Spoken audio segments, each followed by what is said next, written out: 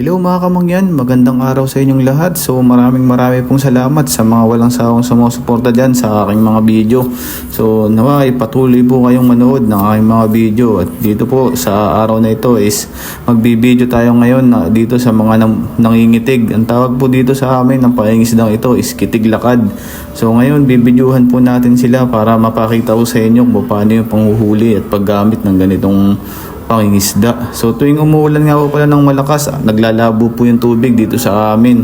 Na pagkakataon po natin na marami po tayong mahuli ng mga isda saka mga hipon. So ayan nga po guys, di na natin papatagalin. Umpisahan na natin, videohan natin yung mga nangingitig dito. So ayan nga guys. Ganito po kami lagi dito kapag bumabaha.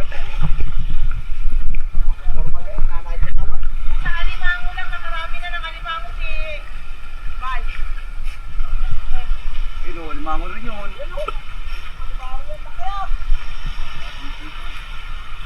Nagitigan ng limango. Yun.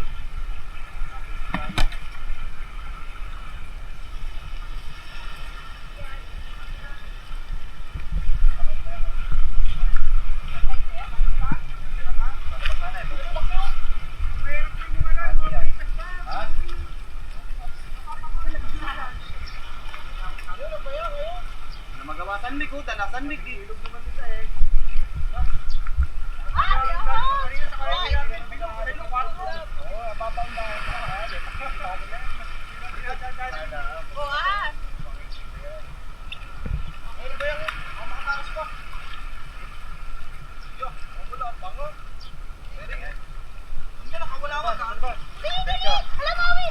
Si Maui, El Pasar pa. Nakatinik pa yun.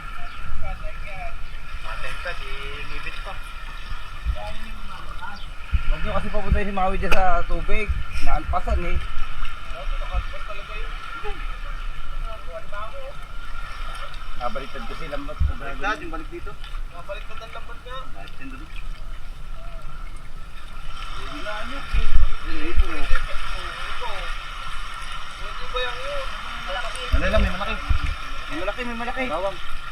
Bawang yun. Ayan yun. Daming hipon, no? Oo, kuna, oh. Hipon na, oh. Kaya kong dakutin eh, kaya lang. Yun, ba yan?